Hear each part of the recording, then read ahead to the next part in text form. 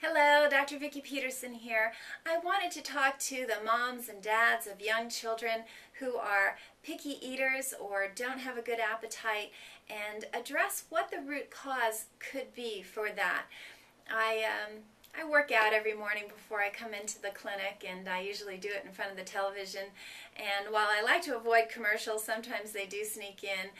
And there was a particular one that was addressing this topic, and it made me realize that I had never spoken about it before in this format. So as we all know, getting hungry and having an appetite is a mark of good health. It's normal. We're supposed to get hungry. We're supposed to ingest good nutrition. So what does it mean when your child is a very picky eater or has no appetite? Really, it's hard to get the child to eat much of anything. Parents can get desperate, and they can give the child whatever the child is interested in because they think something is better than nothing. Unfortunately, this often ends up in a child who eats 2 or 3 foods, and a lot of them are junk food, and they'll eat sugar and that sort of thing, and it's created a bit of a nightmare. So I wanted to just step back and look at some of the basics of nutrition. So one, we have the fact that getting hungry, having an appetite is a mark of good health, and it's extremely normal. We have found that when children don't have a good appetite, it's usually because their digestive tract is not feeling well. It makes sense if you've ever maybe been ill, had a stomach flu, something like that.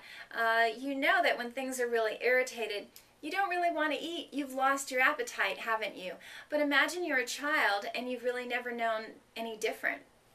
We as adults know, wow, I ate that thing, I was kind of sick for a day or so, and now my body just says, give me a break, and we're not worried. We understand our appetite will come back, and we understand sort of the phenomenon of what's occurring. Children don't, especially if from day one, or most of their lives, they've experienced digestive upset. If you've felt a certain way most of your life, you really don't know that there's an alternative.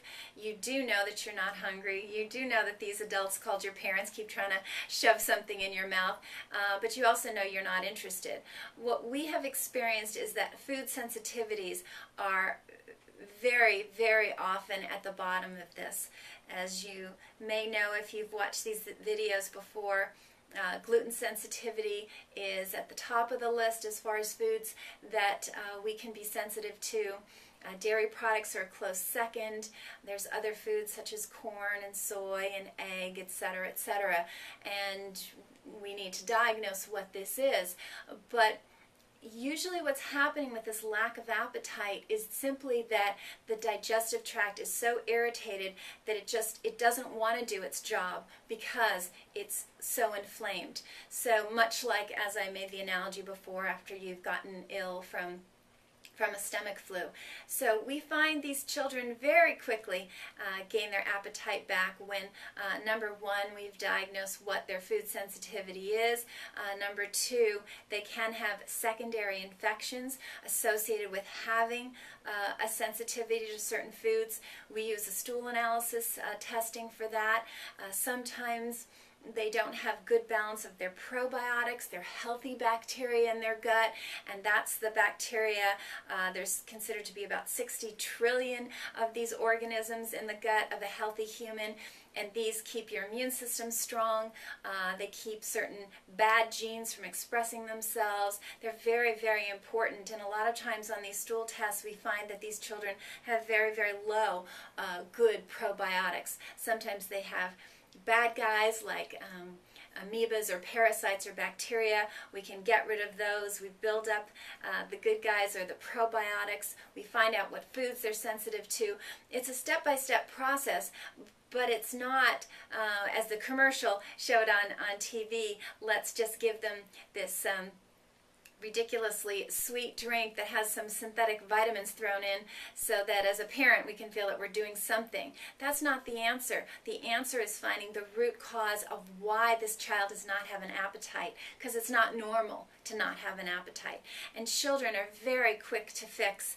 Their bodies are young, they have great recuperative abilities, and I'm a mother of 3. I know how upsetting it is when something is going on with your child. So I just wanted to put this information out there there, and I hope it can be of some help for you. And until next time, I wish you very good health.